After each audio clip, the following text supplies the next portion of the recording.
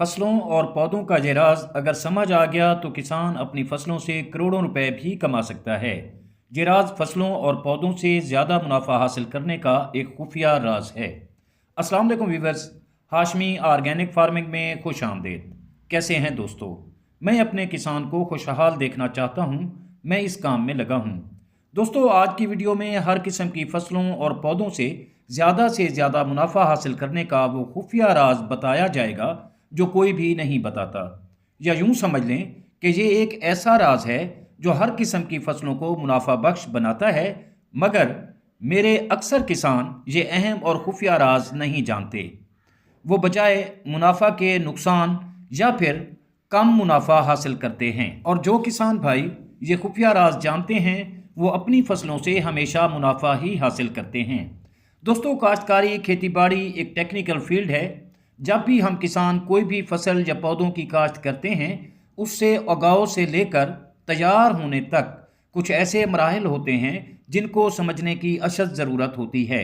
मिसाल के तौर पर जब पौधा ज़मीन से निकल रहा होता है और तेज़ी से अपनी जड़ें ज़मीन में फैला रहा होता है, उसे उस वक्त किस अज्जा की ज़रूरत है, और जब पौधा 3 से 4 पत्ते निकाल लेता है तो उसे कौन से अज्जा चाहिए होते हैं। और साथियों, इसी तरह जब पौधा या कोई भी फसल अपनी शाखें बना रही होती है तो उसे कौन से अज्जाए सगीरा और कबीरा चाहिए होते हैं।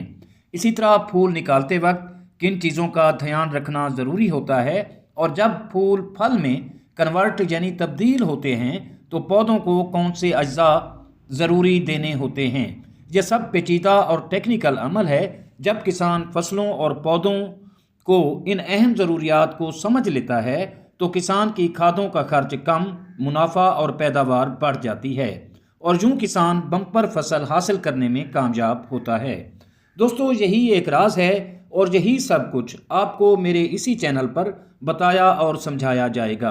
अगर आप दोस्त मेरे इस चैनल पर नए हैं तो चैनल को ज़रूर सब्सक्राइब करें ताकि पौधों और फसलों के मुतल्लिक आपको बेहतर और बेहतरीन मालूमात मिलती रहें।